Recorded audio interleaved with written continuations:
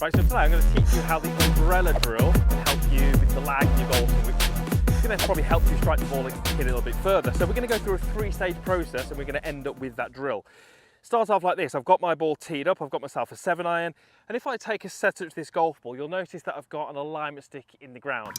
Let me show you how I've set that up.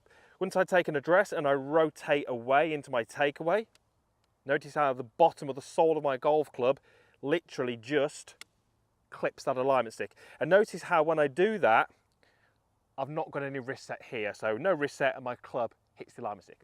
So this is the first little drill I'd ask you to go through. You're going to take an address, you're going to make a little swing where you're clipping the alignment stick on the backswing. And then from here, you're then going to be letting your wrists set and hinge as you begin your downswing. And you'll notice that when I do this, as my club passes the alignment stick on the way down, just how far away from the alignment stick it is. So we're going take away, clip it, try again, and then we miss it on the way down.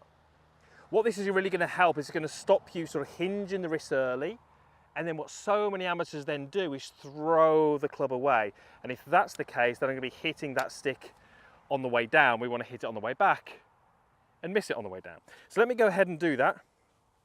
Now, because I'm a little bit more aware of what's happening over here, this might not be the best strike in the world, but let's see if we can go ahead and get this movement correct.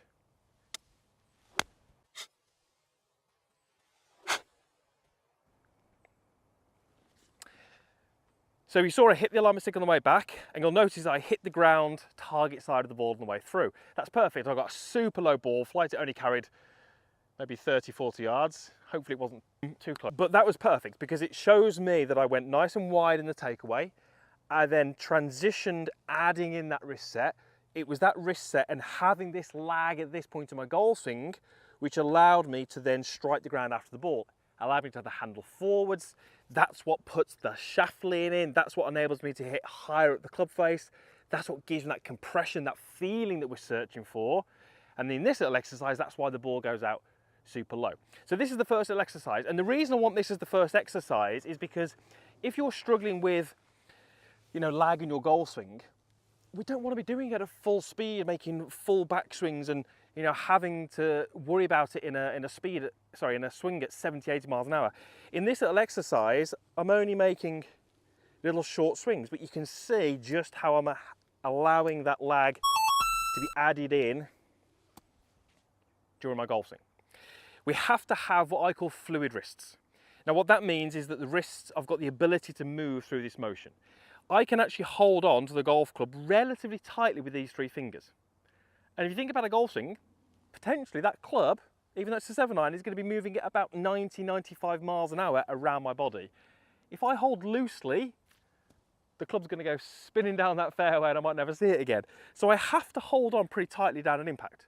But holding on tightly with these 3 fingers doesn't want to lock that wrist.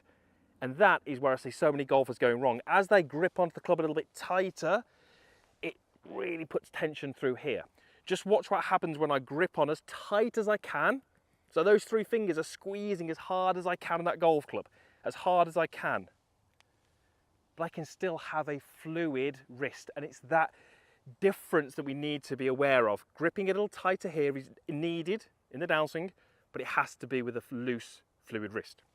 So that was our first little exercise. How do we then translate that? Well, we're going to move on to the umbrella drill.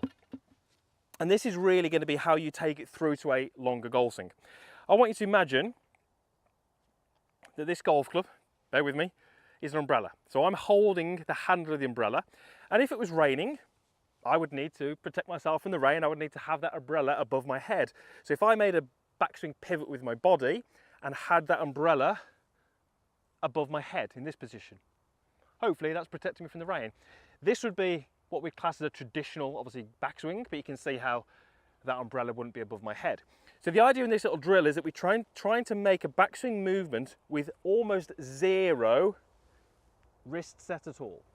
But what we then do is we add that wrist set in the transition. So we feel like we're putting an umbrella above our head, and then in transition we add the wrist set. What we start to get is we start to get this angle being maintained right the way down towards this last delivery, this impact position. And again, as I said before, it's that helps me strike the ground in the right place.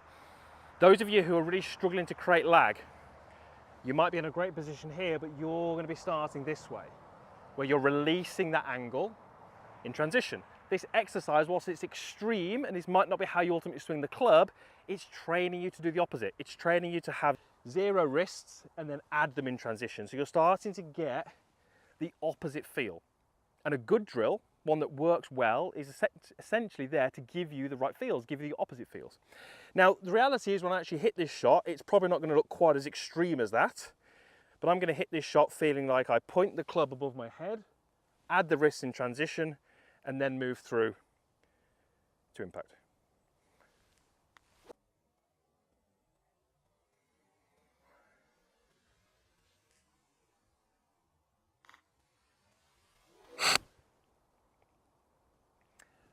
And it wasn't anywhere near full speed, but it was a perfect golf shot, dead straight. Again, I landed the club in the right place.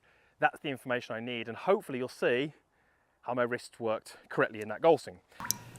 Now, stage 3, which we said we were going to work this in 3 stages. Part of creating lag on the way down is the sequencing. I've done this little exercise before, but just watch what happens if I move this golf club away in this direction, but then start and move the grip end towards the target. So this end starts to move back towards the target. What does the club head do? It lags behind that movement. Now, I'm not doing that with my fingers. I'm not intentionally creating that lag. It's the sequence of events that I have. So what we need to do is, if we're looking to create lag, when we are making our backswing, we need to start with the lower body. We then need to start with the upper body, and it's then the hand, and the club head gets lagged behind naturally. So what we can start to do is we can start to do the umbrella drill with a step across. And what starts to happen is we start to get the lag being created in the way down, but we start to create it a little bit more naturally through the sequencing of our movements, as opposed to, physically just adding that in. So again, I'm going to take my address to this golf ball. I'm going to move my trail foot across, it's my lead foot across to my trail foot. And I'm now going to go umbrella drill and step across to hit the golf ball.